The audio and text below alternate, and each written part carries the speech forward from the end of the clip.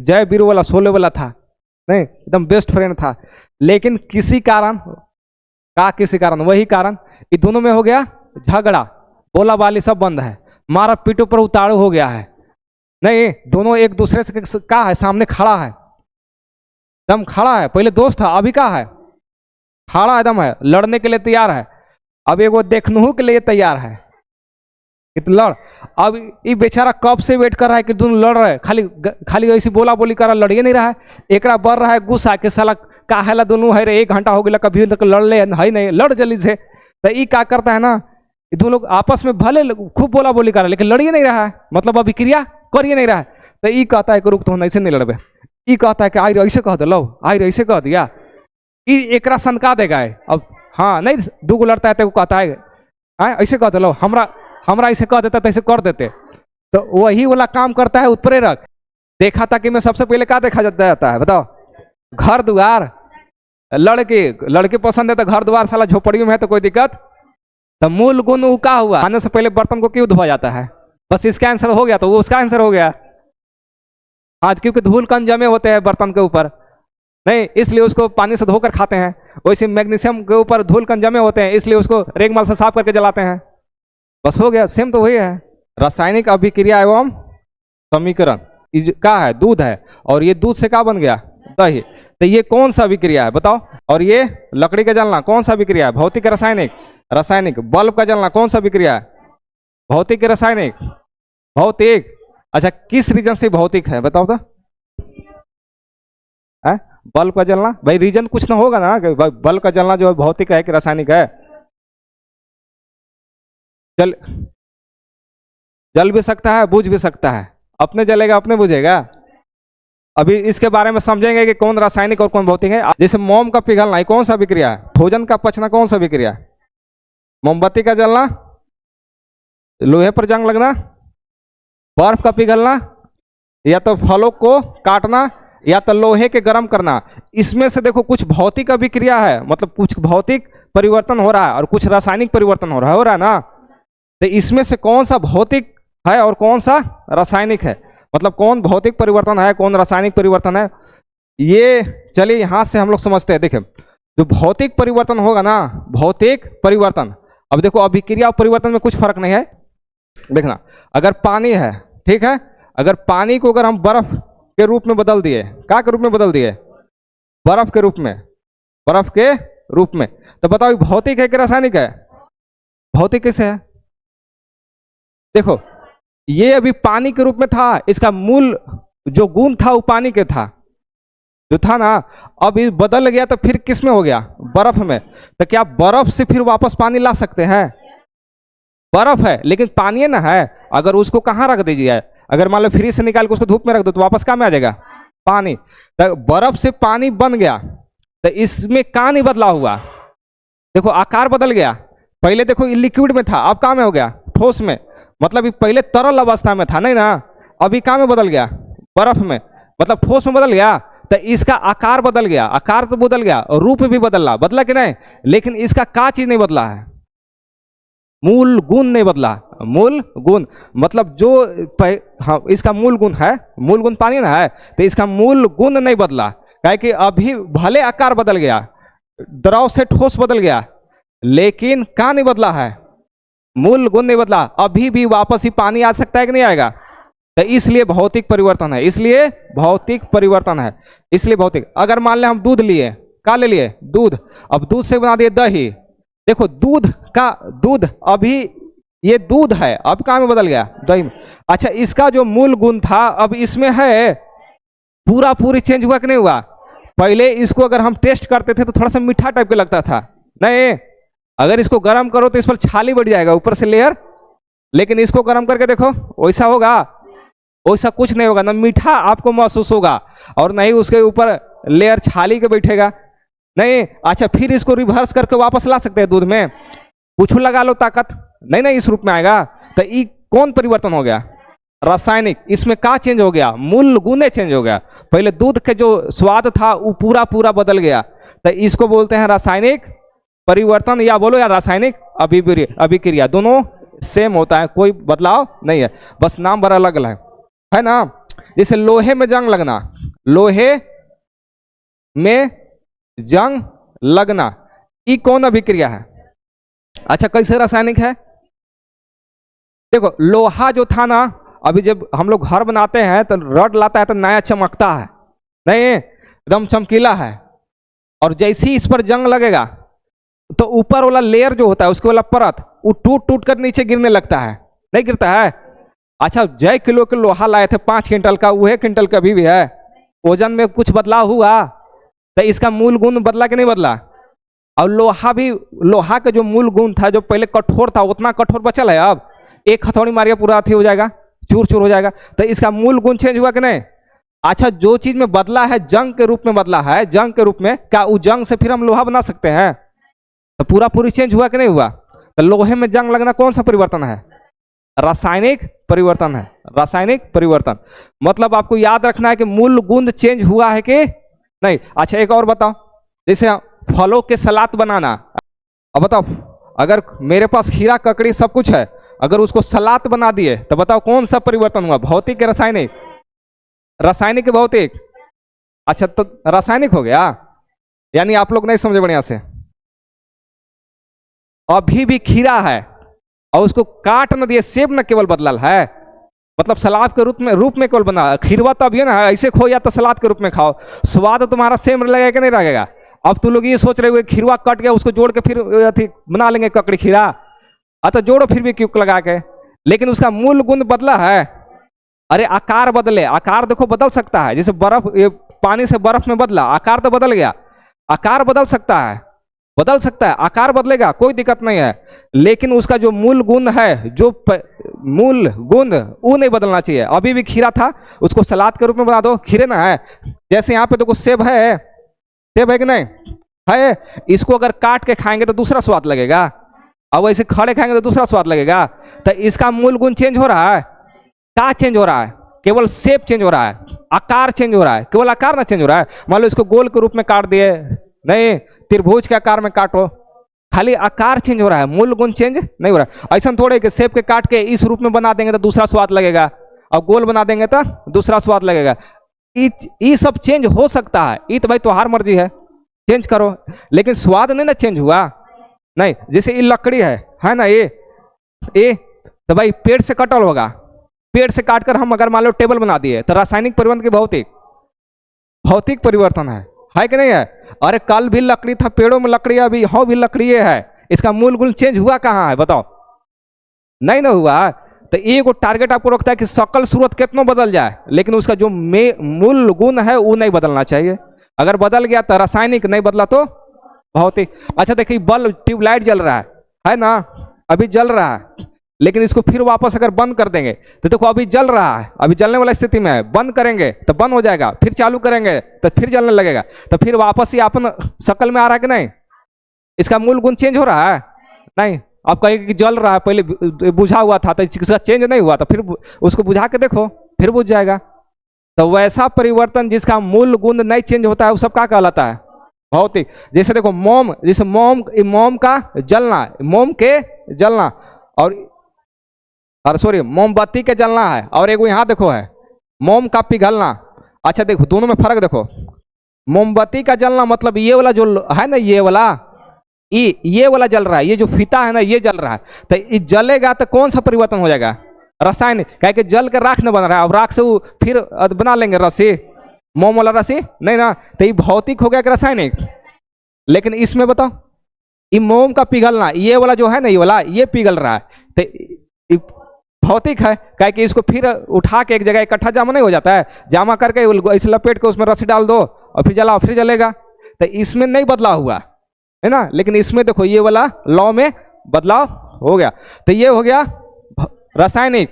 अगर कहेगा मोम का जलना रासायनिक, लेकिन मोम का पिघलना भौतिक।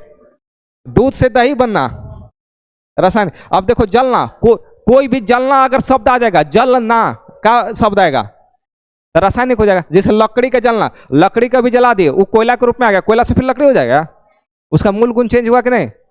हो गया ना। ये लकड़ी था तो इसको हम फर्नीचर के रूप में बना सकते थे, लेकिन कोयला का बना लोगे? नहीं ना, तो उसका चेंज हो गया, मूल गुण चेंज हुआ। देखो बल्ब का जलना, बल्ब भाई बंद है तो वही स्थिति में है, लेकिन जैसे ही चालू करेंगे जलने लगेगा, तो फिर बंद करो फिर बुझ जाएगा, तो फिर वापस इस रूप आया कि नहीं अपने रूप में, तो कौन परिवर्तन हो गया? भौतिक हो गया। ये वाला भौतिक। लकड़ी का काटना कौन परिवर्तन? भौतिक है। लकड़ी के काटना भौतिक है, समझा? लकड़ी काटो, ऐसे है चाहे वैसे है, काट के फर्नीचर बनाओ या कुछ बनाओ, भौतिक ना रहेगा। अच्छा ये बताओ, भोजन के पचना कौन सा विक्रिया है? रासायनिक। अभी हम रोटी खाए हैं, ठीक है, अब फिर अगर मान लो वोमिटिंग करके उल्टा कर दिए, अब रोटी के जोड़ के मतलब वो जो वोमिटिंग किए चबा चुके उसको रोटी की शक्ल दे देंगे, बहुत अंदर पाचन क्रिया हुआ है ना, तो ये रासायनिक हो गया। और ये क्वेश्चन आपसे पूछा है 10-12 बार कि बताइए भोजन का पचना कौन सा विक्रिया होता है? रासायनिक। भोजन का पचना रासायनिक अभिक्रिया, भोजन का पचना रासायनिक। लोहे में जंग लगना रासायनिक है। बर्फ का पिघलना भौतिक है। अरे पिघल गया फिर उठा के फ्रिज में रख दो फिर जम जाएगा, इसमें बड़ी बात क्या है? अब यहां देखो, लोहे को गर्म करना कौन सा? रासायनिक। भौतिक? भौतिक है। गर्म कर लो हीट हो जाएगा, फिर छोड़ दो ठंडा वापस वैसा कल में आ जाएगा, नहीं आ जाएगा? तो भौतिक और रासायनिक परिवर्तन समझ में आ गया, क्या कि इसी पर पूरा है। तो जो भौतिक परिवर्तन है वो भौतिक परिवर्तन है, वो कौन हो गया पता है? जो रासायनिक परिवर्तन है वो रासायनिक अभिक्रिया हो गया, जो भौतिक परिवर्तन है भौतिक अभिक्रिया हो गया। तो परिवर्तन वही होता है जो, देखो परिवर्तन और अभिक्रिया में कोई फर्क नहीं है। रासायनिक परिवर्तन है या तो रासायनिक अभिक्रिया हुआ है, बात तो बराबर है ना? तो समझ में आ गया? आया कि नहीं? तो देखो भौतिक में क्या गुण होता है, देखो ये सब समझ लिया ना। भौतिक परिवर्तन में वह परिवर्तन जिसमें भौतिक गुण जैसे आकार, अवस्था एवं रंग में परिवर्तन होता है। का बदल सकता है? आकार बदल सकता है, जैसे सेब के काट के दूसरा शक्ल कर सकते हैं, या तो उसका बताओ रंग बदल सकता है, रंग बदल सकता है, लेकिन का नहीं बदलता है, गुण नहीं बदलता है, ये सब बदल सकता है। और देखो जो पदार्थ होगा उसको पुनः प्राप्त कर सकते हैं, मतलब पदार्थ अगर पुनः प्राप्त होगा, जैसे पानी से बर्फ बनाए तो बर्फ से क्या कर सकते हैं, तो रिपीट हुआ कि नहीं, वापस उस रूप में ले आए ना। फिर कह रहे कि पदार्थ के मूल गुणों में कोई बदलाव नहीं होगा, यही हम कह रहे थे, उस चिल्ला रहे थे कि पदार्थ को जो मूल गुण होता है ना वही नहीं बदलता है, मूल गुण नहीं बदलेगा। और भौतिक परिवर्तन का गुण देखो क्या है, आकार एवं अवस्था में बदलाव होता है। भौतिक परिवर्तन अस्थायी होता है कि अस्थायी? अस्थायी, मतलब वो वापस उस रूप में ले सकते हैं। जैसे बर्फ है ये, तो इसको पानी बना दिए नहीं, तो फिर पानी से वापस क्या कर सकते हैं? बर्फ है तो अस्थायी ना है, अस्थायी थोड़े रह गया। मतलब अगर बर्फ है, बर्फ से अगर पानी बना दिया तो पानी पर रह गया, वो अगर रह जाता तो अस्थायी हो जाता, और नहीं रहा था अस्थायी हो गया, फिर वापस इसको नहीं ले आएंगे तो अस्थायी हो गया। और यह अभिक्रिया क्या होता है? एक दिशा में चलती है कि हाँ दोनों दिशाओं में चलती है। नहीं दिख रहा है, देखो यहां से गया है एक दिशा और फिर वापस इधर से आया है दो दिशा, मतलब यहां से बर्फ से पानी बन गया और पानी से फिर बर्फ, तो दो दिशा नहीं है, दोनों दिशा में घूमती है। जो कि रासायनिक अभिक्रिया केवल एक दिशा में, जहां गया वहीं रह जाएगा। इसे कौन सा अभिक्रिया कहते हैं? उत्कर्मणीय अभिक्रिया भी कहते हैं। तो इतना समझ में आया? मेन चीज क्या है, भौतिक अभिक्रिया में क्या होता है? आकार बदल सकता है, रंग बदल सकता है, लेकिन गुण उसका जो मूल गुण है वो कभी नहीं बदलेगा। अब देखो यहां से, देखो देखो क्या है, जल है, पानी, पानी अग्र मतलब क्या होता है? आगे, आगे का। प्रदीप मतलब तो देखो जल से क्या बन गया? बर्फ, और फिर बर्फ से फिर देखो वापस फिर काम आ जाएगा पानी। तो ये कौन सा विक्रिया है? जो दोनों दिशा में चल रहा है ना, तो भौतिक है। जो दोनों दिशा में चले भौतिक, अगर एक दिशा में चलता तो रसायन। उत्कर्मणीय अभिक्रिया है, और मूल गुण में बदलाव हुआ, जो मूल गुण है उसमें परिवर्तन हुआ नहीं, आज भी पानी है कल भी पानी रहेगा। और अस्थायी अभिक्रिया है, ये सब भौतिक एग्जाम्पल है। भौतिक अभिक्रिया के एग्जाम्पल क्या है? बल्ब का जलना, मोम का पिघलना, लकड़ी का काटना, बर्फ का पिघलना, फलों को काटना और लोहे को गर्म करना। इस सब का है भौतिक अभिक्रिया। इस सब का है भौतिक अभिक्रिया। समझ में आ गया भौतिक अभिक्रिया? अब रासायनिक समझते हैं। रासायनिक में क्या होगा? जस्ट अपोजिट, उल्टा होता है। वो एक दिशा में चलता है, एक दिशा में चलता है, और इसका क्या बदलाव हो जाएगा? मूल गुण। उसमें मूल गुण नहीं चेंज होता था, इसमें क्या बदलाव हो जाएगा? मूल गुणे चेंज हो जाता है, इसमें मूल गुणे चेंज हो जाता है। तो वह परिवर्तन जिसमें पदार्थ का मूल गुण क्या होता है, परिवर्तन होता है, उसे क्या बोलते हैं? रासायनिक परिवर्तन, या तो रासायनिक अभिक्रिया बोलो, सेम है ना है। इसमें क्या होता है बताइए? नए पदार्थ बनेगा, कभी भी नया पदार्थ प्राप्त होगा, और इसे पुनः वापस प्राप्त कर सकते हैं? नहीं, एक बार बन गया तो बन गया। जैसे इसका एग्जाम्पल कौन वाला हो गया? दूध से दही बनाना। दूध अगर है, उसको दही के रूप में बना दिए तो लाख कोशिश करो, फिर दूध से, अरे सॉरी, दही से दूध के रूप में बदलेगा? नहीं है। अच्छा, लोहे पर जंग लगा दीजिए और फिर सोचिएगा कि फिर जिस रूप में लोहा था उस रूप में कर दें, हो जाएगा कभी? तो ये सब रासायनिक अभिक्रिया के उदाहरण है। इसमें क्या नहीं बदलता है, देख लो। देखो, नया, पहला पॉइंट का है भाई, नया पदार्थ बना देगा। दूसरा बताइए, इसका मूल गुण क्या होता है? बदल जाता है। तीसरा क्या है? अस्थाई है, मतलब जो बन गया बन गया। फिर इसका देखो, प्रारंभिक पदार्थ पुनः प्राप्त नहीं किया जा सकता है, मतलब जो पहले था उस रूप में उसको वापस नहीं कर पाएंगे। और यह अभिक्रिया बताइए कौन, एक ही दिशा में चलती है ना, इसमें दोनों दिशा में नहीं होता है। और इसको कौन सा अभिक्रिया बोलते हैं? अनुकर्मणीय अभिक्रिया। अब इसका उदाहरण में देखो, मेन चीज यह है, अगर यह समझ गए तो हो गया। देखो, जैसे दूध है, तो दूध से क्या बन गया? तो देखो, एक ही दिशा में ना, दही से कोई दूध बना लेगा क्या? अब देखो, पूरा पूरा गुण चेंज हुआ कि नहीं हुआ? हो गया। देखो, यह एक प्रकार के अस्थाई है, अस्थाई है, यहीं जाकर रुक गया ना। और बताओ, इसका मूल गुण परिवर्तन हो गया, और कौन सा अभिक्रिया हो गया? ये सब एक नंबरिया में पूछता है, याद रखना। हाँ, ये सब एग्जाम्पल है। दूध से दही बनना एग्जाम्पल हो गया, लकड़ी को जलाना, भोजन को पचाना, मोम को जलाना, लोहे पर जंग लगना, ये सब कौन सा अभिक्रिया है? रासायनिक। अब रासायनिक भौतिक समझ में आ गया? बताओ तो, पंखा को चलाना कौन सा अभिक्रिया है? भौतिक है, मर्जी है चलाओ, मर्जी है बंद करो, नहीं है? तो भौतिक और रासायनिक में देखो कुछ अंतर का है। देखो, ये सब अंतर है, लेकिन ये पता है ना, ये 10 क्लास का सिलेबस में नहीं है, अभी 9 की चीज है। क्योंकि जब तक बेस नहीं क्लियर होगा, अभी हम पढ़ नहीं रहे हैं ये वाला रासायनिक अभिक्रिया एवं समीकरण, अभी 9 की चीज पढ़ रहे हैं, ताकि बेस क्लियर हो जाए ना। अब देखना है, जब शुरू होगा ना, तो आपको एकदम लगेगा कि कुछ है, ये नहीं है, पूरा क्लियर हो जाएगा। तो देखो, कुछ फर्क है, इसको पढ़ लेना बढ़िया से। और वही चीज बताया जो अभी समझ के पीछे आया है, वही चीज है ना, सेम। तो इसको उतना गौर करने की बात नहीं है, यहां से शुरू होता है। देखो, और यहां से देखना, कोई भी पदार्थ ले लो, कोई भी पदार्थ, देखो, जब कोई पदार्थ अकेले अकेले समझता है ना, सिंगल, एलोन, अकेले अकेलू रहेगा तब वो काम कर देगा, या किसी दूसरे पदार्थ के साथ अकेले भी काम करता है, या तो किसी दूसरे के साथ अभिक्रिया करके एक या एक से अधिक नए गुण धर्म वाले पदार्थ का निर्माण करते हैं, उसे क्या कहते हैं? रासायनिक अभिक्रिया। हम बताते हैं, देखो, कोई पदार्थ मान लो कि ए है, ठीक, और ये किसके साथ मिल रहा है? बी के साथ। कोई पदार्थ ए होगा और वो मिल किसके साथ रहा है? बी के साथ। तो एक नया पदार्थ बनेगा, क्या बन जाएगा? कोई नया पदार्थ बनेगा जो कि ये दोनों का गुण से कुछ अलग गुण होगा। दो या दो से अधिक पदार्थ आपस में मिलकर नए पदार्थ का निर्माण करते हैं, उसे क्या बोलते हैं? रासायनिक अभिक्रिया। और ये जो नया पदार्थ होगा उसका गुण अलग होगा।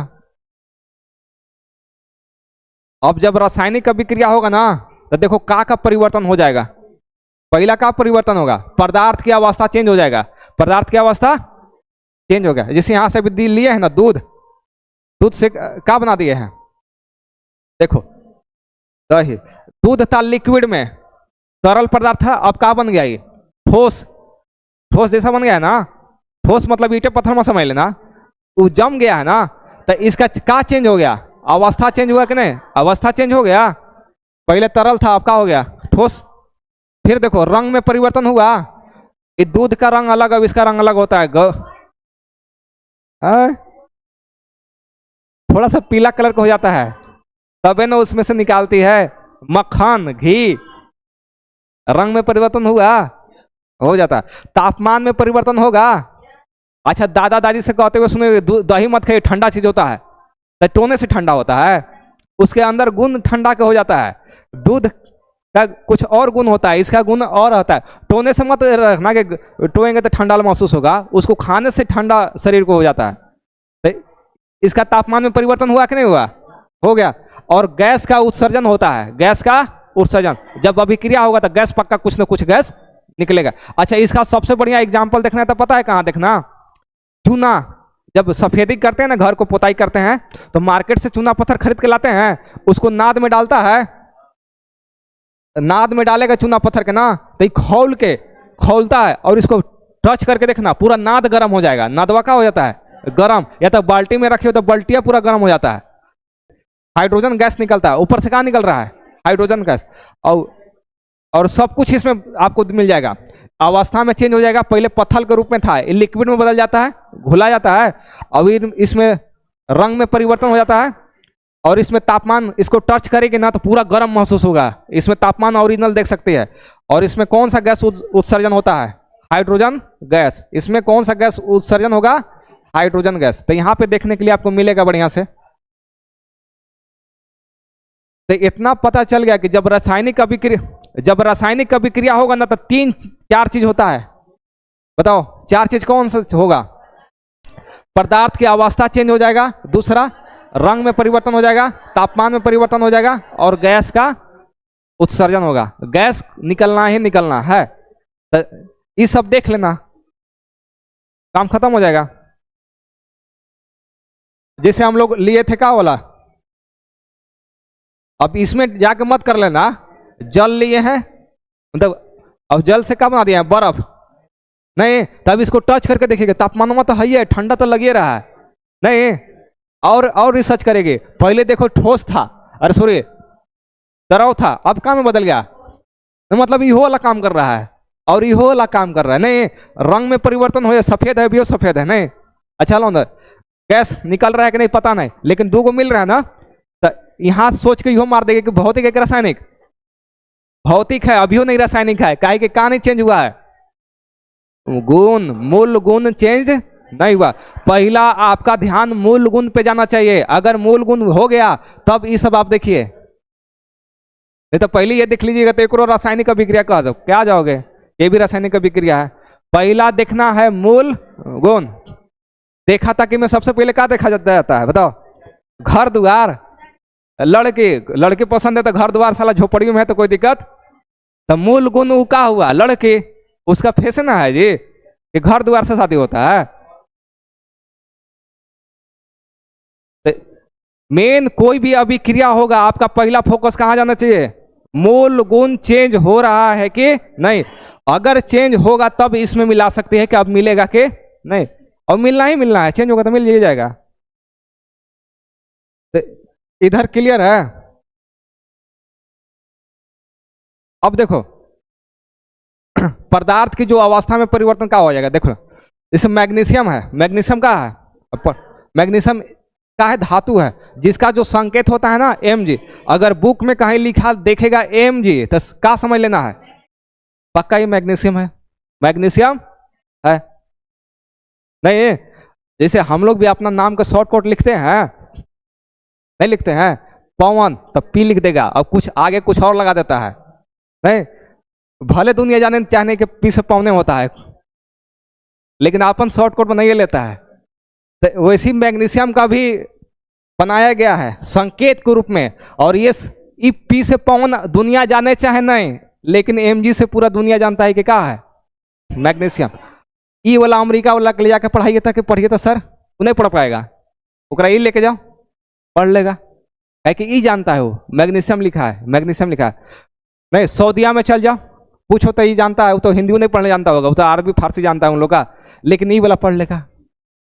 नहीं, तक कोई भी तत्वों को सूत्र या संकेत में लिखा जाता है ना, कहा लिखा जाता है कि पूरी दुनिया उसको अच्छा से पढ़ सके, सबको समझ में आ जाए।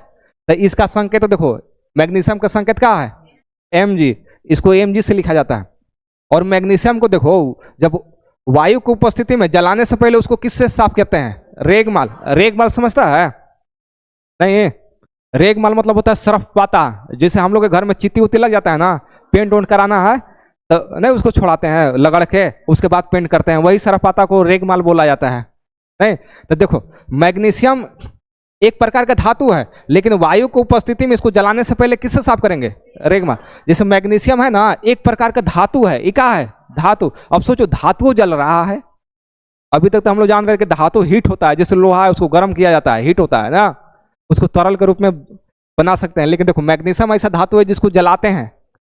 अब जब इसको जलाएंगे ना तो डायरेक्ट जलेगा ना, डायरेक्ट जलेगा। अच्छा, काहे नहीं जलता है? क्या कि जैसे ही वायु के संपर्क में आता है ना ये, तो अपने ऊपर एक लेयर बना लेता है, जिसको बोलते हैं मैग्नीशियम ऑक्साइड। मतलब ऐसे सीधा सीधा समझना है कि जैसे मैग्नीशियम Mg को अगर खुला में छोड़ेंगे तो ये वायु के साथ अभिक्रिया करके अपने ऊपर एक लेयर बना लेता है। नहीं? अच्छा बताओ, कोई चीज अगर मान लो मेरे घर बर्तन है, अच्छा तुम लोग ये बताओ ना, अगर मान लो घरे खाना बनाते हैं ना, खाना बना लिए, उसमें खा पी लिए, उसको बर्तन मार के फिर रख लिए, लेकिन कोई भी इंसान अगर फिर वो बर्तन को दोबारा इस्तेमाल करता है जो कि साफ है, फिर भी आदमी पानी से थोड़ा सा धो लेता है। जैसे बारात में गया है, बारात में जो पत्तल आता है, प्लेट आता है, आदमी सफे ना देता है, मतलब वो क्लियर होता है, लेकिन फिर भी इसमें पनिया डाल के ऐसे फेंक देता है। काहेला? कि वायु के संपर्क में आया होगा ना, तो इस पर धूल उल पड़ल होगा, जो कि हमको भाई नंगे आंख से दिखाई नहीं दे रहा है, लेकिन इस पर पक्का है कि धूल कण जमे होंगे, कीटाणु उटाणु होगा। इसको धो के थोड़ा सा फेंक देता है कि इस पर जो भी होगा ना वो सब साफ हो जाए। तो इसी मैग्नीशियम होता है, जैसे इसको वायु में के संपर्क में आता है ना, ये अपने ऊपर धूल कण क्या कर लेगा? जमा लेता है। अब जमा लेगा तो जलेगा अच्छा से? नहीं जलेगा। तो इसको क्या करते हैं कि रेगमाल से थोड़ा थोड़ा साफ किया जाता है। अब साफ करके जैसे जलाएंगे ना, तेजी से जलेगा एकदम पूरा। क्या करता है? तेजी से जलने लगता है। देखो, मैग्नीशियम को वायु में उपस्थित जलाने से पहले क्या करते हैं? रेगमाल से साफ करते हैं ना। और मैग्नीशियम जब जलता है, अब जल के क्या बन जाएगा? Magnesium oxide. Magnesium oxide. एक बार और समझना, क्या है कि 3 नंबर के क्वेश्चन यहां से आता है, 3 नंबर के क्वेश्चन यहां से आता है, इसको समझो। कहे कि मैग्नीशियम किसको? मैग्नीशियम को वायु में जलाने से पहले रेगमाल से क्यों साफ करते हैं?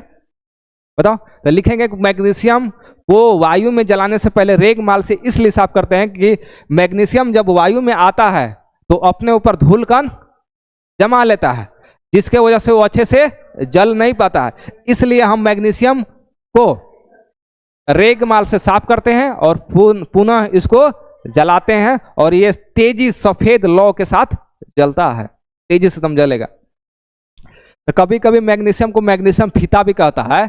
मैग्नीशियम फीता को जलाने से पहले रेगमाल से क्यों साफ करते हैं? तो लिख लेगा कि मैग्नीशियम रिबन को जलाने से पहले रेगमाल से साफ क्यों करते हैं? बताओ। इसको जलाने से पहले रेगमाल से साफ क्यों करते हैं? काहे कि जब वायु के संपर्क में आता है तो इसके ऊपर धूल कण जम जाते हैं, जिसकी वजह से अच्छे से नहीं जल पाता है। इसलिए इसको रेगमाल से साफ करते हैं और फिर इसको जलाते हैं। अब जब जलाएंगे तो क्या बनेगा? Magnesium oxide. क्या बनेगा? Magnesium oxide. समझ में आ गया? देखो, ये देखो मैग्नीशियम, आपको पता नहीं दिखाई दे रहा होगा चाहे नहीं, ये रिबन के जैसा होता है, जैसे तुम लोग रिबन बांधते हैं ना, उस टाइप के। देखो ये है मैग्नीशियम। ये आपको दिखाई दे रहा हो कि नहीं पता नहीं। तो जैसे ही इसको जलाएंगे ना, इसको तो जलेगा तेजी रोशनी के साथ, सफेद निकलेगा रोशनी इसमें, और जलने के बाद इसका जो राख बच गया, इसमें राख बचेगा, और ये राखवा के क्या बोलते हैं? Magnesium oxide. और ये अभी जलाने वाला जो है मैग्नीशियम, उसको बोलते हैं Mg। जब जला नहीं है वो है Mg, और जल गया मैग्नीशियम ऑक्साइड। इस पर धूल कण जम जाता है ना, तब वो इसको बोलते हैं मैग्नीशियम ऑक्साइड। लेकिन हम ऐसे भी लिख सकते हो कि मैग्नीशियम रिबन को जलाने से पहले मैग्नीशियम को साफ इसलिए करते हैं क्योंकि मैग्नीशियम जब वायु के संपर्क में आता है तो वायु के साथ अभिक्रिया करके मैग्नीशियम ऑक्साइड बना लेता है, नहीं, इसलिए उसको साफ करके फिर जलाते हैं, तो फिर हमें क्या मिलता है? मैग्नीशियम ऑक्साइड मिलता है। तो दो जगह ना ऑक्साइड हो गया, तो आदमी के क्लियर नहीं हो पाता है। इसलिए एकदम साफ साफ लिखो अपना लैंग्वेज में कि जब मैग्नीशियम रिबन को जलाते हैं तो जलाने से पहले इसको साफ इसलिए करते हैं क्योंकि मैग्नीशियम जब वायु के संपर्क में आता है तो इस पर धूल कण जम जाता है, जिसके वजह से अच्छे से जल नहीं पाता।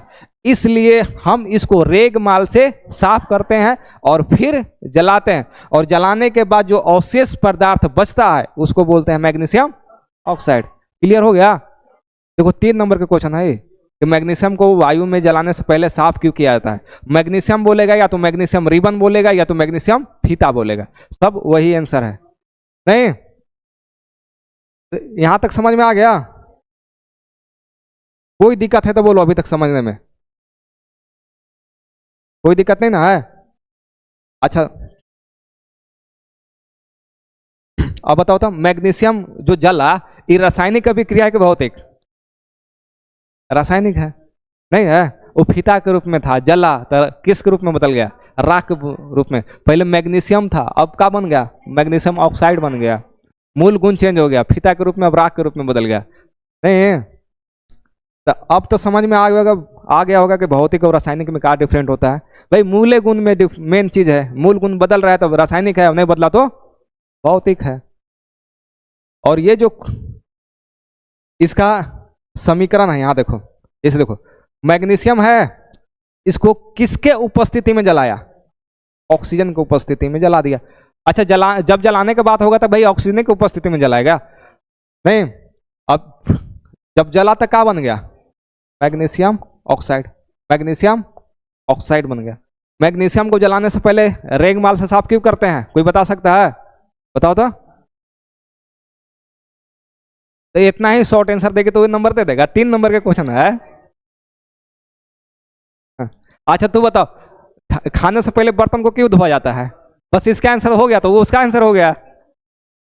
आज क्योंकि धूल कण जमे होते हैं बर्तन के ऊपर, नहीं इसलिए उसको पानी से धोकर खाते हैं। वैसे मैग्नीशियम के ऊपर धूल कण जमे होते हैं इसलिए उसको रेगमाल से साफ करके जलाते हैं। बस हो गया, सेम तो वही है। अब ये क्वेश्चन एकदम परफेक्ट है कि एकदम आता ही आता है, इसको बढ़िया से देख लेना और कल इसको लिख के कॉपी में दिखाना भी है खुद से, ये आप क्या समझे। नहीं तो ये जो देखे ना हम लोग, जो अभी पीछे देखा, अच्छा ये जो पीछे हम लोग देखो पढ़े, इसमें देखो मेन हम लोग के टारगेट का था अवस्था में परिवर्तन, तो अवस्था में नहीं परिवर्तन हो गया। पहले मैग्नीशियम रिबन के रूप में था, नहीं अब किस रूप में बन गया? राख के रूप में, यानी ऑक्साइड के रूप में न बन गया। तो अवस्था चेंज हुआ कि नहीं हुआ? तो देखो अभी अवस्था में चेंज हम लोग कर रहे थे, अवस्था में चेंज हो गया, नहीं अवस्था चेंज हुआ। अब हम लोग पढ़ेंगे ना वो रंग में चेंज करके दिखाते हैं कि रंग कैसे चेंज होता है, रंग में परिवर्तन कैसे होता है। देखो जैसे देखो कहाँ में देखना है रंग में परिवर्तन। जैसे देखो कॉपर सल्फेट, कॉपर सल्फेट के विलयन का रंग कैसा होता है? नीला। कॉपर सल्फेट जो होता है उसका रंग कैसा होगा? नीला। देखो नीले कलर का है। कॉपर सल्फेट का रासायनिक सूत्र क्या होता है? CuSO4। ये कॉपर सल्फेट का रासायनिक सूत्र है, नहीं और इसका रंग कैसा होगा?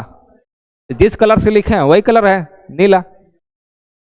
देखो जब कॉपर सल्फेट के विलयन में लोहे के कील को डाला जाता है, कॉपर सल्फेट के विलयन में लोहे के कील को डाला जाता है, तो कॉपर सल्फेट के विलयन का रंग कैसा हो जाता है? नीले से कैसा हो जाएगा? हरा। देखो ये जो कॉपर सल्फेट का रंग है ये कैसा है? नीला। लेकिन जैसे इसमें क्या डाले हैं हम बताओ, देखो लोहे के कील डाल दिए, लोहे के कील डाले हैं, लोहे के कील। अब जैसी लोहे के कील इसमें हम लोग डालेंगे ना, लोहे के कील, देखो ये 2 कील है, जैसी डालेगा तो ये वाला जो रंग है ये नीला, ये जो नीला रंग है ये किस रंग में बदल जाएगा? नीला रंग हरा में बदल जाएगा। किस में बदल जाएगा? हरा रंग में बदल जाएगा। तो देखो रंग में परिवर्तन हुआ कि नहीं हुआ? हुआ ना, रंग में परिवर्तन हुआ। नहीं समझ में आया? अब जब इसको अभिक्रिया करेंगे ना, जैसे हम जो पढ़ाएंगे ना उसका प्रैक्टिकल दिखा देंगे कैसे प्रोसेस होता है पूरा, और वो वाला कैसे हुआ था मेरे पास वीडियो है इसका, दिखा देंगे, तो वहां पे आपको पता चल जाएगा कि कैसे हो रहा है। तो इतना आपको याद रखना है कि देखो कॉपर सल्फेट के विलयन में अगर हम लोहे के कील को डालते हैं, नहीं तो लोहे के कील क्या कर देता है बताइए? विलयन का रंग को कैसा कर देगा? हरा। अच्छा हरा कैसे होता है? क्या कि इसमें का विस्थापित हो जाता है? बताओ। कॉपर, देखो यहाँ पे ना नीले रंग में बदल जाता है, और लोहे के कील कॉपर को हटा देता है। इसमें जो कॉपर के अंश था ना, ये जो कॉपर के वजह से ही ना नीला कलर के था, अब उसमें से जो लोहे के कील है वो क्या कर दे रहा है? कॉपर के अपने ऊपर चढ़ा दे रहा है, चढ़ा दे रहा है। जैसे देखो लोहे के कील है ना ये, तो अभी बताओ लोहे के कील किस कलर का होता है? बोलो। सिल्वर कलर का होता है, मतलब चांदी जैसा चमकता है। नहीं, पहलवान कांटे जिसको बोलते हैं, वो कांटे लेगा तो सिल्वर जैसा चमकता है। अगर उसको हम किसमें डाल दें? कॉपर सल्फेट में, तो जो सिल्वर कलर का है ना, अब जैसे ही इसमें डालेंगे ना, तो वो किस कलर का बन जाएगा? नहीं नहीं, वो किस कलर का बनेगा? वो बन जाएगा, पता है कौन कलर के? वो बन जाएगा आपका ब्राउन कलर के, भूरा सोना जैसा दिखने लगेगा। वो किस कलर का हो जाएगा? भूरे कलर का हो जाएगा। जो लोहे के किला भी सिल्वर कलर का था ना, अब वो सोना कलर का हो जाएगा। और बाकी इसमें जो लिक्विड बच जाएगा ना, वो किस कलर का हो जाएगा? हरा कलर का हो जाएगा। वो कैसा कलर का हो जाएगा? हरा। इसके बारे में पूरा डिटेल आगे पढ़ना है इसके। तो नहीं तो इसमें रंग में परिवर्तन हुआ कि नहीं हुआ? हुआ। अभी हम लोग के सीखना है खाली रंग में परिवर्तन। इसके बारे में पूरा हम लोग देखेंगे, कैसे वीडियो तक दिखाएंगे कि कैसे कैसे डालने से क्या हो रहा है, कैसे हो रहा है पूरा रिएक्शन। नहीं तो अभी आपको दिमाग में क्या रखना है कि देखिए भाई, कॉपर सल्फेट का जो रंग होता है किस कलर का होता है? नीला। नीला कैसा होता है? नीला। नहीं, जैसे नीला होता है, लेकिन इसमें क्या डाल दे? लोहे के कील। क्या डाल देंगे? लोहे के कील। लोहे के कील डालेंगे, तब देखिए जो विलयन का रंग हो जाएगा वो कैसा हो जाएगा? हरा हो जाएगा। अब कब कै घंटा लगेगा वो तो अब करने के बाद ना पता चलेगा। नहीं, अभी फिलहाल आपको इतना ही याद रखना है। अभी इतना याद रखिए, अब आगे पढ़ेंगे ना तो ये पूरा प्रोसेस में हम दिखा देंगे कैसे कैसे हो रहा है। तो यहाँ पे रंग में परिवर्तन हुआ कि नहीं हुआ? हो गया ना?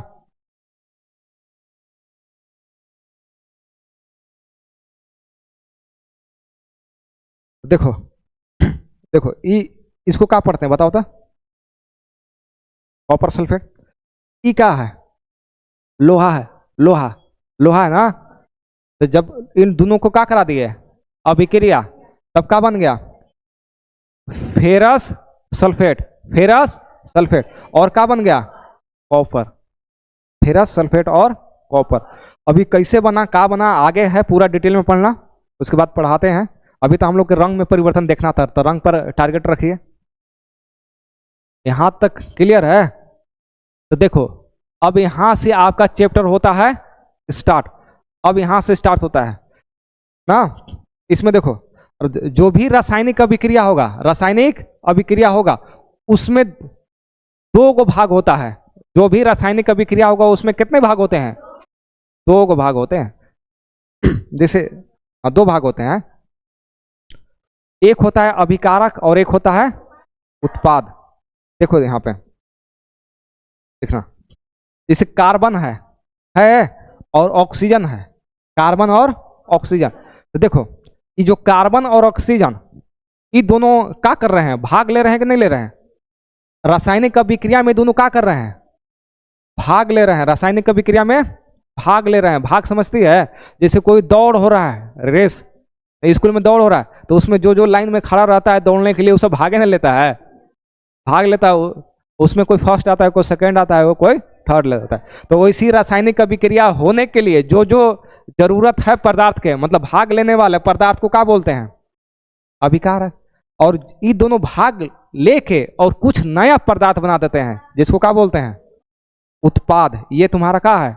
उत्पाद। और ये क्या है? अभिकारक। तो अभिकारक क्या होता है? तो रासायनिक अभिक्रिया में भाग लेने वाले को क्या बोलते हैं? अभिकारक। और भाग लेने वाले को क्या बोलते हैं? अभिकारक।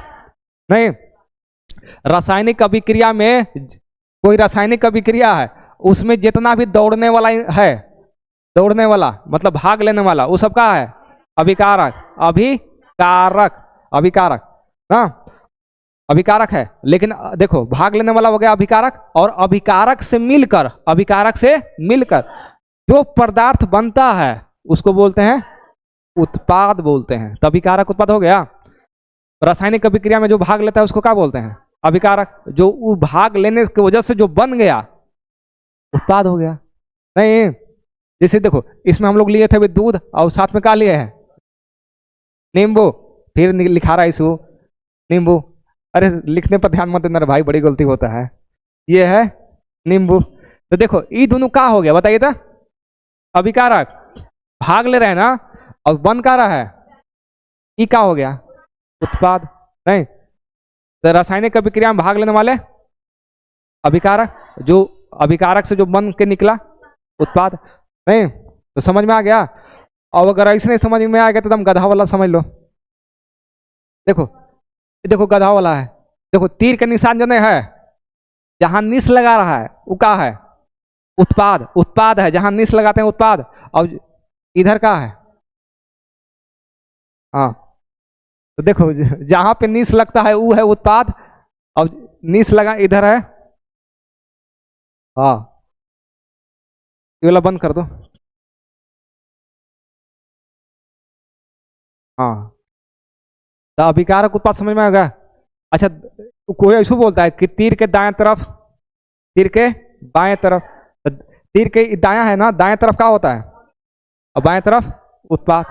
तो ऐसे भी याद रख सकते हो, लेकिन वहां लिखना होगा तो ऐसे नहीं लिखेंगे, तीर के उधर उधर इधर नहीं, मतलब गड़बड़ हो जाएगा। रासायनिक अभिक्रिया में जो भाग लेगा वो क्या है? अभिकारक। और अभिकारक से जो मिलकर बनता है वो क्या है? तो काम खत्म हो गया, अभिकारक उत्पाद। याद हो गया अभिकारक उत्पाद? कोई दिक्कत है पवन?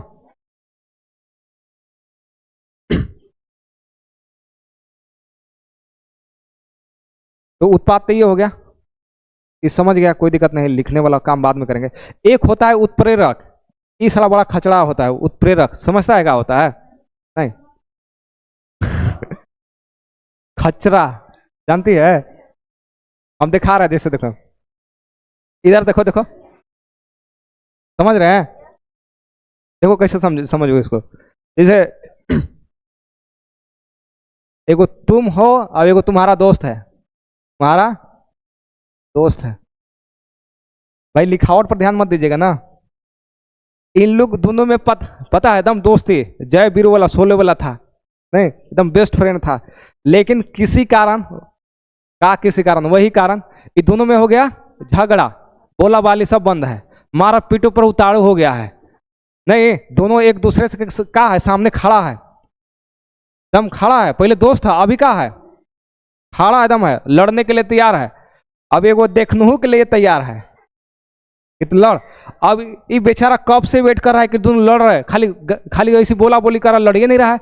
एक बढ़ रहा है गुस्सा के साला काहेला दोनों है रे, 1 घंटा हो गया कभी तक लड़ ले है नहीं, लड़ जल्दी से। तो ये क्या करता है ना, ये दोनों लोग आपस में भले खूब बोला बोली कर रहा है लेकिन लड़िए नहीं रहा है, मतलब अभी क्रिया करिए नहीं रहा है। तो ये कहता है कि रुक तो ऐसे नहीं लड़बे, ये कहता है कि आई ऐसे कह दो, लो आई ऐसे कह दिया, ये एकरा सनका देगा। अब हाँ नहीं, दूगो लड़ता है तो कहता है ऐसे कह दो, लो हमरा ऐसे कह देता तो ऐसे कर देते। तो वही वाला काम करता है उत्प्रेरक। ये दोनों अभिक्रिया नहीं करेगा नहीं, मान लो कि कोई ए पदार्थ है और कोई बी है, ये दोनों कह रहा है कि हम करवे नहीं करेंगे, फिर का दुश्मनी है दूसरा से, नहीं लड़ेंगे न अभिक्रिया करेंगे। तो कहता है उत्प्रेरक नहीं करवे, रुक हम करवाते हैं। ये क्या करता है कि दोनों की लड़वा देगा, और लड़वा के जबरदस्ती अभिक्रिया करा के कुछ बनवा लेगा। तो ये जैसे दोस्त यहाँ दोनों लड़ नहीं रहा था, जबरदस्ती दोनों के लड़वा देगा और अपने मजा ले लेगा। तो उत्प्रेरक यह काम करता है कि जिसमें अभिक्रिया ना हो ना, उसमें उत्प्रेरक अलगे से लाया जाता है करवाने के लिए, कि तुम नहीं हो रहा है ना, रुक करवाते हैं थोड़ा। तो उत्प्रेरक अलगे से लाया जाता है। तो जिस रासायनिक अभिक्रिया में अभिकारक लोग नहीं मजबूत होते हैं, अभिक्रिया करने लायक नहीं होते हैं, तो का अलगे से लाया जाता है उत्प्रेरक, उसको लड़वाने के लिए, अभिक्रिया करवाने के लिए। और जब भी उत्प्रेरक बैठेगा, कहाँ बैठेगा? तीर के ऊपर ही बैठेगा, तीर के ऊपर ही बैठेगा। उत्प्रेरक जहां होगा समझ लेना कि तीर के ऊपर है। नहीं समझ में आ गया? उत्प्रेरक के क्या काम है? रासायनिक अभिक्रिया को सही से करवाना, नहीं कर रहा है तो उसको करवाना, ये केकर काम है? उत्प्रेरक के। नहीं तो उत्प्रेरक भी समझ में आ गया। अब ये सब लिखने में कोई ये सब लिखना जरूरी नहीं है, मेन है दिमाग में घुसना। लिखने से क्या है, देखो लिखवाया इसलिए जाता है ना कि आदमी नई कॉपियां में लिखता है तो लगभग नहीं करता कि पढ़बो किए हैं। नहीं, अभी तक कुछ लिखा नहीं ना है। तो ये देखो कि अगर एग्जाम में पूछ दे, अगर ये पूछे कि तीर के ऊपर के जो तीर के निशान के ऊपर क्या है, क्या होता है, ऑप्शन मिलेगा तो उसको मारेंगे उत्प्रेरक होता है। अच्छा, उत्प्रेरक के काम है तो भाई सही से अभिक्रिया, हाँ जो अभिकारक होते हैं सही से अभिक्रिया करवे नहीं करते हैं तो उसको कराने के लिए अलग से क्या लाया जाता है, उत्प्रेरक होता है। तो उत्प्रेरक भी समझ में आ गया होगा।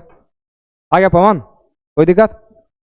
अब देखो यहाँ पे कुछ पॉइंट सही से है, इसको नोट्स कर लेना, काम कर देगा। जैसे देखो रासायनिक अभिक्रिया में कहीं एस लिखल मिलेगा, क्या लिखल मिलेगा, एस, तो उसको क्या पढ़ेंगे हम लोग, ठोस। देखो पहले रासायनिक समीकरण, रासायनिक अभिक्रिया में भाग लेने वाले अभिकारक और उत्पाद को सूत्र या प्रतीक के चिन्ह के में लिखने को रासायनिक अभिक्रिया कहते हैं, समीकरण कहते हैं। ये क्या कह रहा है ना कि देखो कोई भी रासायनिक अभिक्रिया है ना, देखो यहाँ पे पीछे अब पानी पियास लग गया है, देखो पीछे देखो होगा कहीं। जैसे देखो यहाँ पे देखो ये कार्बन है, कार्बन है कार्बन, ये क्या है, ऑक्सीजन है। तो देखो इसको सूत्र के रूप में लिख दिए या तो संकेत के रूप में लिख दिए। तो ये देखो अभी भी है रासायनिक अभिक्रिया ही है, ये रासायनिक अभिक्रिया है ना, लेकिन इसको समीकरण के रूप में लिख दिए, मतलब सूत्र या संकेत के रूप में लिख देंगे ना तो उसको क्या बोलेंगे, रासायनिक समीकरण, रासायनिक समीकरण। इतना बड़ा बड़ा कौन लिखेगा यार। अच्छा हम ये लिख देंगे, लेकिन अमेरिका वाला कैसे पढ़ेगा, तो अपने सुविधा के लिए सूत्र या संकेत में लिख देना क्या कहलाता है, रासायनिक समीकरण। और पूछेगा एक क्वेश्चन है, देखो किसी भी रासायनिक अभिक्रिया को सूत्र या संकेत में लिख देना ही रासायनिक समीकरण कहलाता है। कोई भी रासायनिक अभिक्रिया है जो कि हिंदी में लिखल है अभी, उसको सूत्र या संकेत में लिख दो तो क्या हो गया, समीकरण हो गया। सिंपल सी बात है, कोई दिक्कत नहीं ना है। तो यह चीज यहां बताया गया है। अच्छा सूत्र या संकेत के रूप में तो लिखिए देगा, लेकिन साथ में आपको ब्रैकेट में क्या लिखा मिलेगा, एस एल जी या तो ए क्यू। तो अगर एस है तो क्या है, ठोस है, अगर एल है तो क्या है, तो मतलब लिक्विड है, अगर जी है तो क्या है, गैस है, अगर ए क्यू है तो क्या है, वो जलीय विलयन है, क्या है, जलीय विलयन। अब ये लिखा मिलेगा। अच्छा बताओ कैसे, देखना ना बताते हैं। जैसे देखो बर्फ है ना, देखो पानी का फार्मूला क्या होता है, जल का फार्मूला क्या होता है, H2O, जल का फार्मूला है। नहीं हम कह रहे कि नहीं, हमरा का फार्मूला लिखो, बर्फ के फार्मूला लिख के दिखाओ। अब बताओ तो कैसे लिखेगा, यह तो पानी है ना, है तो H2O लिखेगा। अब बताओ ये दोनों में क्या फर्क है, ये कहेगा नहीं जल हो, ये कहेगा नहीं बर्फ है, क्या लिखे, दोनों में फर्क है कुछ हो। अच्छा बर्फ है तो किस रूप में होगा, मारेंगे ठोस के रूप में होगा, किस के रूप में होगा, ठोस में ना होगा। तो इस एक आगे इसे लिख देगा एस, क्या लिख देगा एस, एक आगे क्या लिखल है एस। अब ये पूरा कोई भी पढ़ेगा तो ये समझ जाएगा क्या है, बर्फ है, ये क्या है। अगर इसी को कोई लिख देगा कि H2O हो, अब इसमें क्या है, जी है, अब क्या पढ़ेगा वो, पानी नहीं है, भाप है, क्या है, भाप है ना, ये गैस के रूप में है।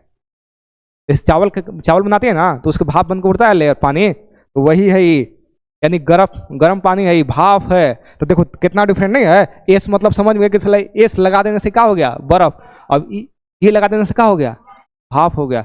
अब केवल H2O लगा दिया तो क्या हो गया, पानी नहीं है।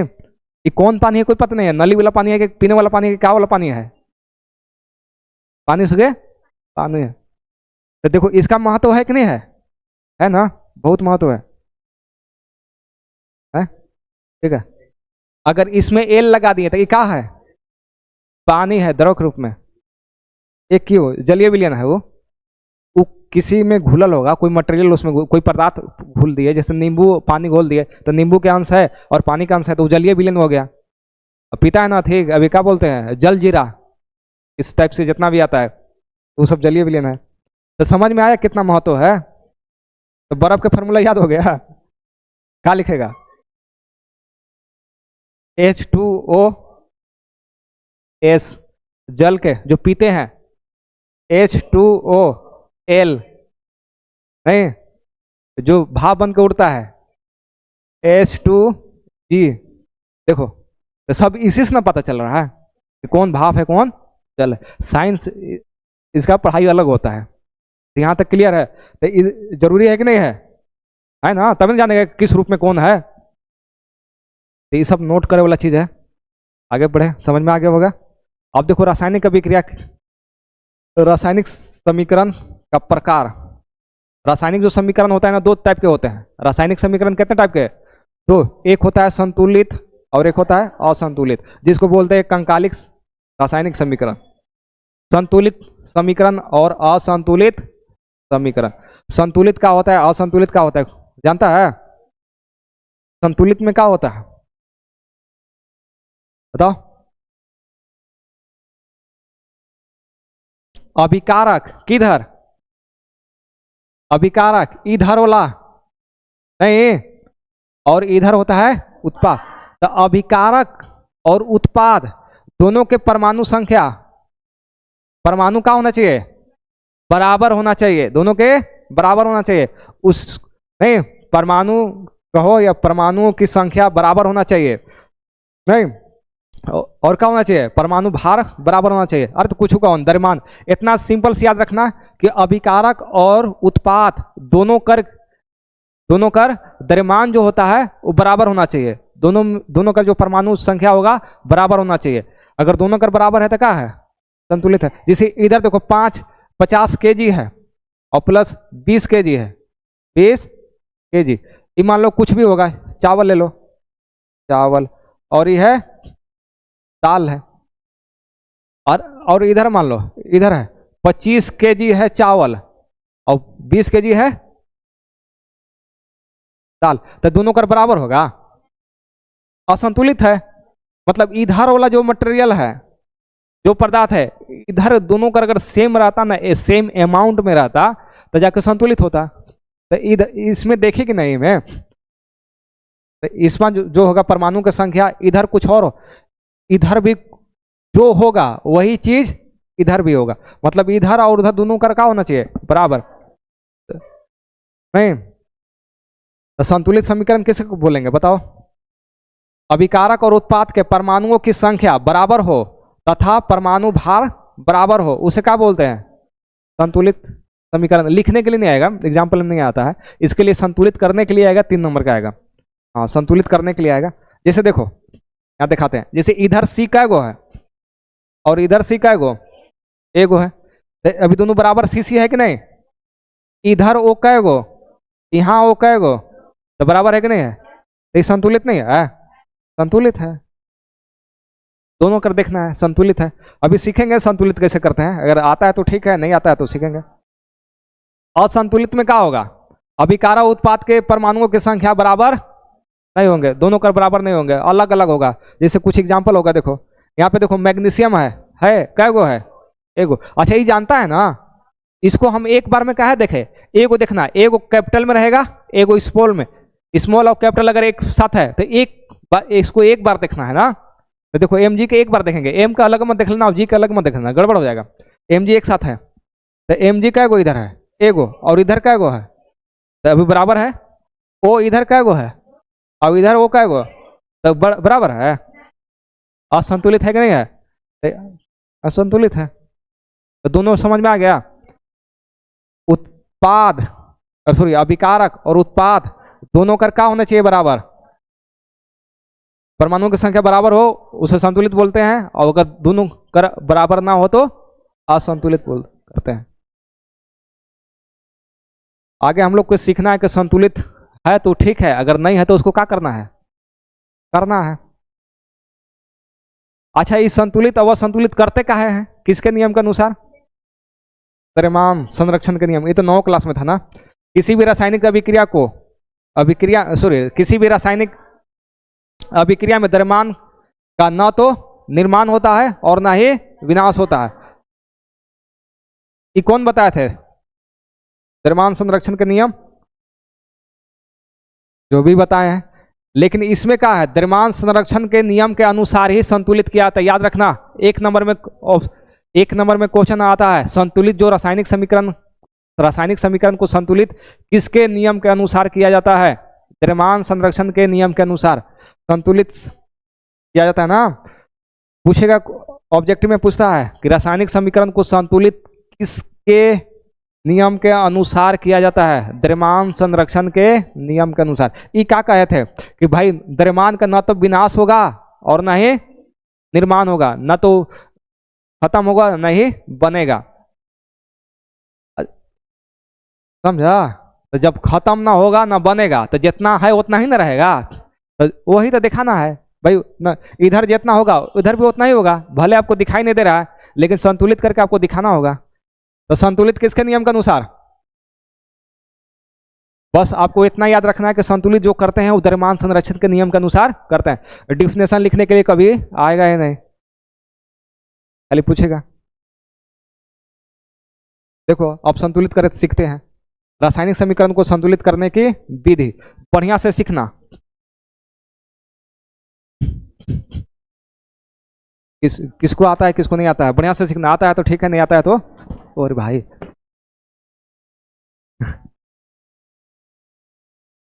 देखना ना। अच्छा बताओ, ई एफ अलगे देखेंगे और ई अलगे, ये दोनों एक साथ देखेंगे ना, एफ ई, और इधर देखो एफ ई, इधर कै गो है और उधर एगो। अच्छा इधर 3 गो है इधर एगो है ना। तो हम बताओ 3 कहाँ लगाए? 3 यहां लगा दे? नहीं, 3 कभी भी नहीं लगता है नीचे, तो उसके पैर तर लगता है। जब भी लगेगा कहाँ लगेगा? आगे। यहां लगा, इधर लगाओ, इधर जितना लगाना है। अरे लगा रहे हैं, 2 लिख रहे हैं, लगा रहे हैं। तो यहाँ पे देखो कै गो है, तो यहाँ पे लगा दो 3, हो गया। अब जैसे 3 लगा दिए तो 3 से गुना हो जाएगा, 3 एफ नहीं हो जाएगा, कितना हो जाएगा? 3। ऐसे हो जाएगा ना, ऐसे। कैसे गलती है? अरे इसको गुना करला के बाद ऐसे हो जाएगा, तो तू ऐसे करके नहीं लिखना है, तो ऐसे लिखना है। इस समझा? इधर तू डायरेक्ट वहीं लगा देगा। अब इधर देखो एच कै गो है? 2। इधर एच कै गो है? 2, तो बराबर है ना। अब देखो ओ बच रहा है, ओ इधर कै गो और यहाँ ओ कै गो? एगो, तो 4 यहाँ लगा दे। तो अभी इधर लगेगा तो अच्छा यहाँ घुसेर दे रहे हैं, यहाँ नहीं लगेगा। कहाँ लगेगा? यहाँ देखो, यहाँ लगेगा, यहाँ।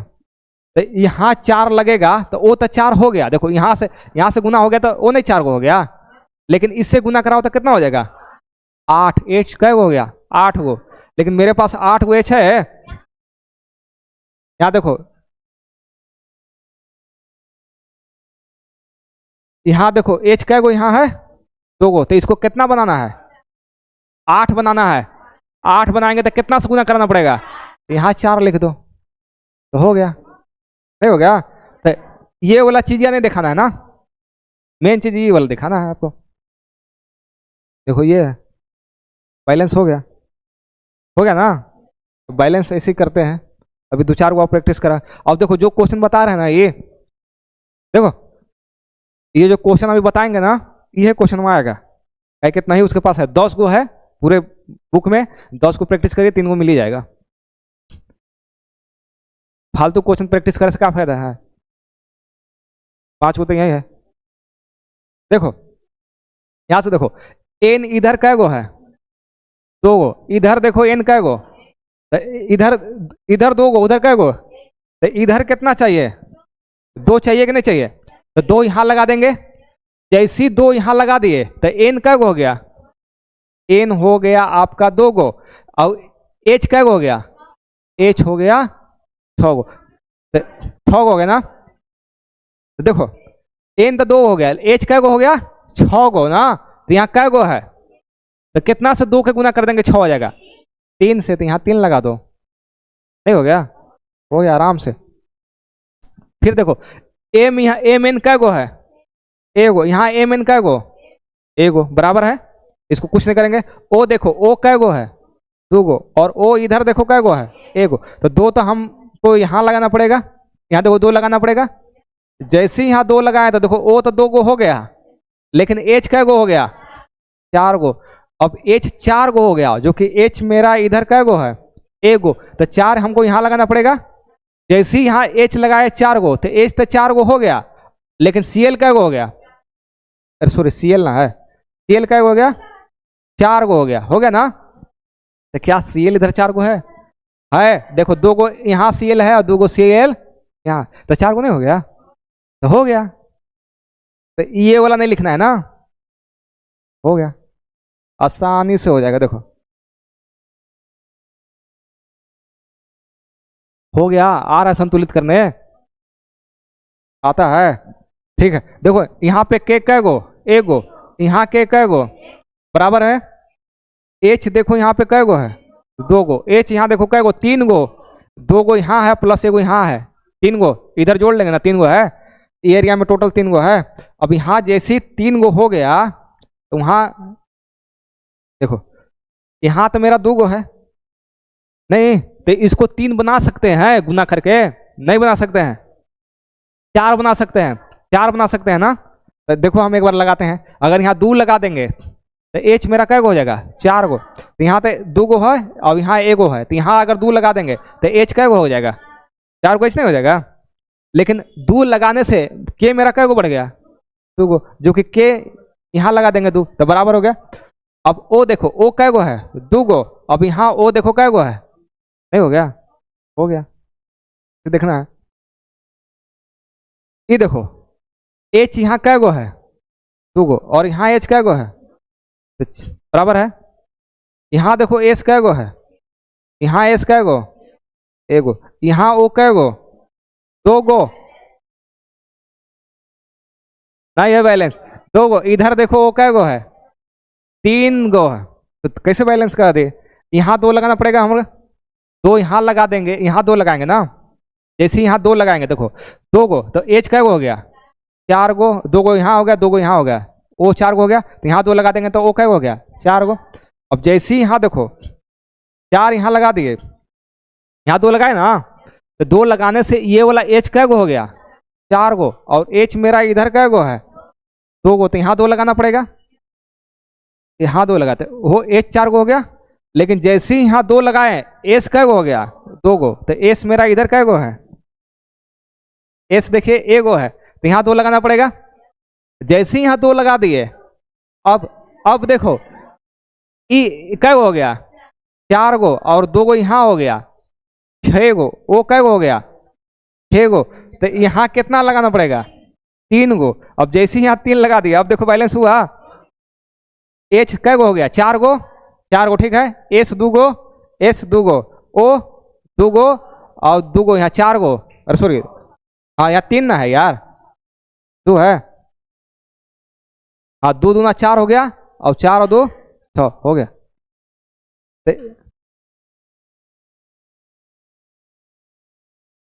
ये ठीक है, ठीक है, तो एक बना के तुम लोग दिखाओ, तो इसमें से बनेगा, बनाइए तो ये वाला, देखे थे, ईमानदारी से बताना किसका सही है।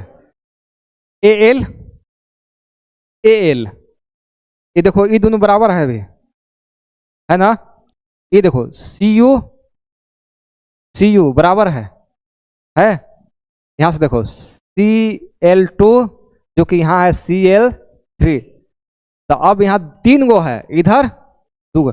अच्छा इसको तीन किस क्या करेंगे कि बना लेंगे, तीन गुना करके बना सकते हैं, तीन तो गुना करा के चार बना सकते हैं, छह बना सकते हैं, ये ना बना सकते हैं।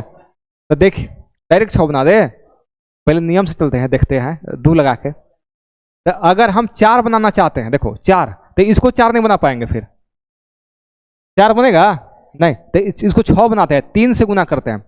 जैसे ही तीन से गुना कर देंगे, तो देखो सी एल कै गो हो गया, तीन दूना गुना होता है, याद रखना, तीन दूना छह, और यहाँ देखो तुम्हारा सी एल कै गो है, तीन गो, तो यहाँ दो लगाओ, तो जैसे ही दो लगा देंगे तो तीन दूना छह, तो सी एल तो बराबर हो गया। लेकिन यहाँ पे लगा देने से देखो, देखो यहाँ पे सी यू कै गो हो गया, तीन गो, जो कि मेरा सी यू अभी कै गो है, एक गो, तो यहाँ तीन लगा दो, नहीं, और यहाँ पे देखो यहाँ दो लगा देने से ई कितना बढ़ गया, एल क्या को बढ़ गया, 2 गो, तो 2 कहाँ लगा देंगे, यहाँ। अब मैं मिला के देखो, 2 गो 2 गो, ठीक है। अब यहाँ सी यू 3 गो, यहाँ पे सी यू 3 गो, यहाँ से 3 दूना 3 दूना, नहीं हो गया, एक मिस्टेक हुआ फिर, है सही है ना। अब ये देखो था, एन ए बना लेंगे, बना, इतना ही क्वेश्चन है, 10 गो है ना, 10 गो प्रैक्टिस करके जाओ, बना नहीं बना भी हो। ऊपर देखो फिर से, तुम लोग असल में कैसे देख रही है हमारा ये नहीं समझ में आ रहा है, देखो दे, ओए हेलो ऊपर देखिए, ई पता चल रहा है कि किसको पहले देखा जाता है, ऐसे ई एन देखेंगे केवल, एन ए, अब ई ओ एच देखेंगे साथ में कि ओ अलग एच अलग, दोनों बड़ा बड़ा ना है, तो अलग अलग देखना होगा। तो देखो एन ए गो, एन यहाँ कै गो, एन ए 2 गो, तो यहाँ पे 2 घट रहा है कि नहीं घट रहा है, तो यहीं से जल्दी से लगा लो, सबका देखना है, जो घट रहा है उसी को लगाओ। जैसे ही 2 लगा दिए तो एन ए पूरा हो गया, लेकिन ओ कै गो, 2 ठे, और 4 गो यहाँ है, तो ई एरिया में टोटल कै गो, 4 और 2, तो इधर भी 6 गो होना चाहिए ना, तो 6 गो देखो, 4 गो और 1 5 गो, तो घट यहाँ ही नहीं रहा है, तो यहाँ कितना घट रहा है, 2, तो 2 लगा दो। जैसे 2 लगा देंगे तो देखो 2 गो और 4 कितना हो गया, 6 गो नहीं हो गया।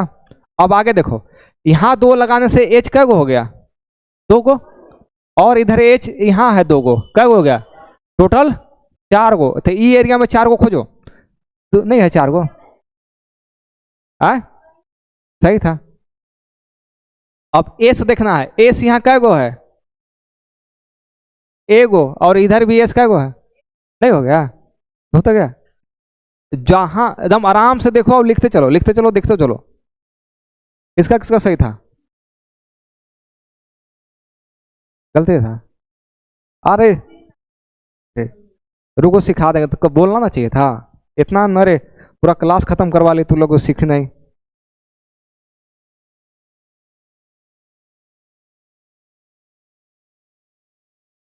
चलो देखो देखो अभी है, सीखने पर है, सीख जाएंगे, तब लेते हैं कम से कम 20 गो क्वेश्चन लेते हैं, लेकिन देखो बुक में 10 तक है, इतना ही में से देगा 4 गो, 3 गो 4 गो दे देगा।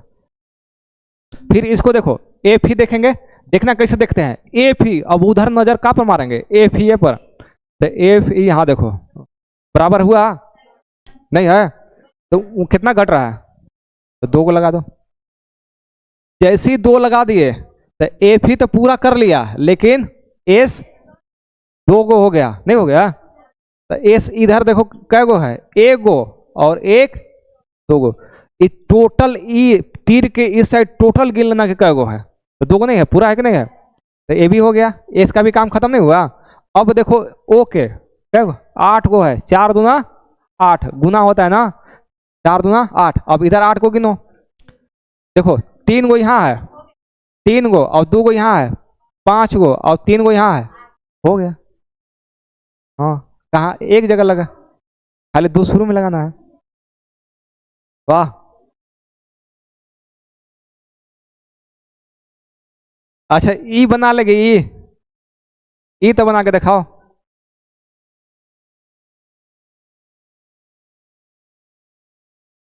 चलो देखे तो सिम सर साउंड उड़ जा रहा है,